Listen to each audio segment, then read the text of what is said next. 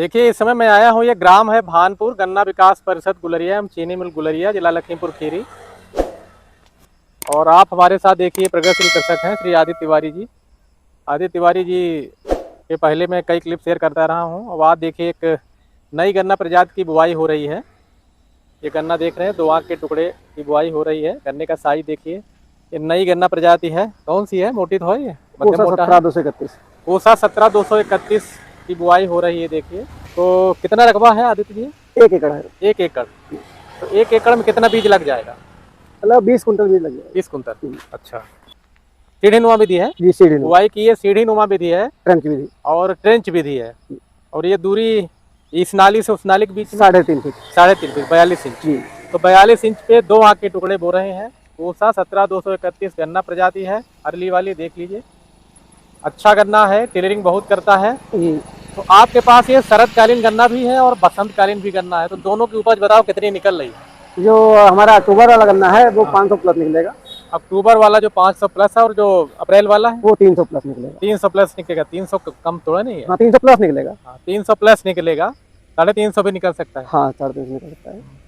तो अच्छा उत्पादन है। देखिए कह रहे अप्रैल वाले का 300 प्लस निकलेगा और अक्टूबर वाले का 500 प्लस दिखाते भी रहे हैं पहले।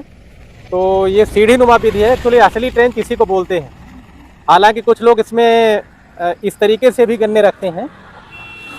ये 2 प्रकार से नाली ऐसे निकाली जाती है। अब ये सीढ़ीनुमा विधि है, और इसमें अगर हमको समानांतर क्रम में बुआई करना हो तो हमको इस तरीके से टुकड़े रखने पड़ेंगे जी। ये तो 2 समानांतर क्रम में भी इस तरीके से भी आप रख सकते हैं। यहाँ इस तरीके से, इसको बोलते हैं समानांतर क्रम में। तो ये सीढ़ी नुमा बुआई कर रहे हैं, तो समानांतर क्रम में रखते हैं तो देखिए करीब 1 फीट की दूरी इसके बीच में भी आ जाती है।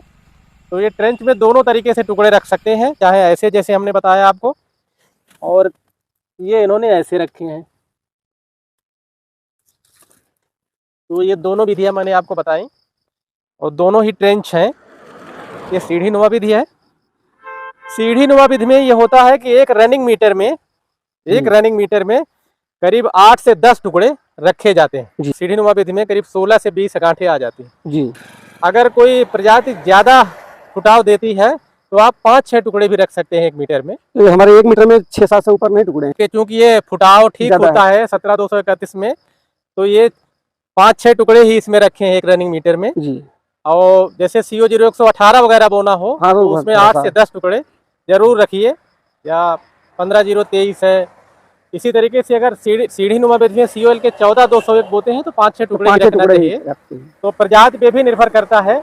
तो ये कह रहे थे कि सीढ़ीनुमा विधि में कैसे टुकड़े रखेंगे और समानांतर क्रम में कैसे रखेंगे। समानांतर क्रम में अगर रखेंगे तो साइड बाई साइड इस तरीके से 1 रनिंग मीटर में 5-6 टुकड़े रखेंगे। और इसमें अगर मोटी प्रजाति है वो कम टिलर करती है, हाँ, तो 10 टुकड़े, तो 8 से 10 टुकड़े, और यानी 16 से 20 गांठें। 20 गांठें। और अगर कोई फुटाव ज्यादा करती है जैसे 17-231 है तो इसमें 5-6 टुकड़े से भी काम चल जाएगा। तो ट्रेंच विधि बुआई में ये जरूर है। और सबसे बड़ी बात है कि ट्रेंच विधि बुआई में सबसे महत्वपूर्ण काम है मिट्टी गिराना जी। इसमें कभी पाटा नहीं लगेगा। ट्रेंच विधि में कभी भी आप पाटा नहीं लगाएंगे। हाथ से गिराना है, और हाथ से गिराना कोई दिक्कत नहीं, खुदा से भी गिरा सकते हो। तो मिट्टी गिराना बहुत महत्वपूर्ण है। कई कृषक बंधु पूछते हैं कि ये जब आपने बुआई किया तो इस पे मिट्टी कैसे गिराएंगे, तो ये बताएंगे कि कैसे मिट्टी गिराएंगे। हाँ, ये देखिए इतनी ही मिट्टी गिरेगी, यानी 1.5 से 2 इंच।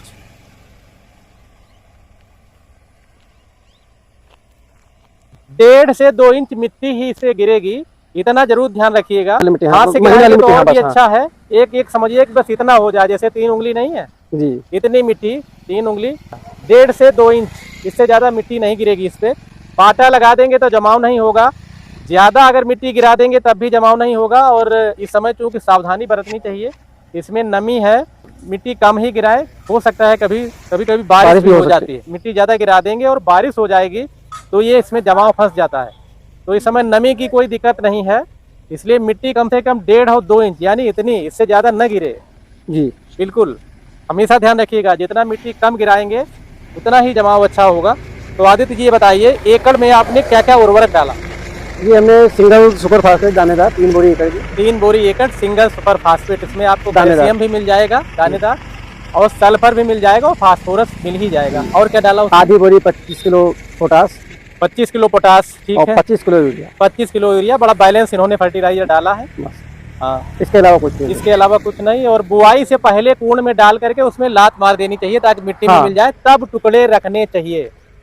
बहुत लोग क्या करते हैं कि खाद डालते हैं, बुआई करने के बाद टुकड़ों पे फिर मिट्टी गिराते हैं, तो उससे कुछ आंखें आंखों को नुकसान होने का खतरा रहता है। तो कूड़ निकाल दीजिए। जो भी आप उर्वरक DAP या NPK या SSP जो भी कॉम्बिनेशन यानी जो भी मिश्रण प्रयोग करना चाहे उसको कूड़ में घेर दीजिए। उसके बाद पैरों से मिला दीजिए। उसके बाद फिर टुकड़े आप रख सकते हैं। बुआई से पहले बीज का शोधन जरूर कर लें कार्बेंडाजिम में, यानी 100 लीटर पानी ले लें, उसमें 100 ग्राम कार्बेंडाजिम यानी बाबस्टीन, और उसमें करीब करीब 15 से 20 मिनट तक टुकड़ों को उपचारित करें।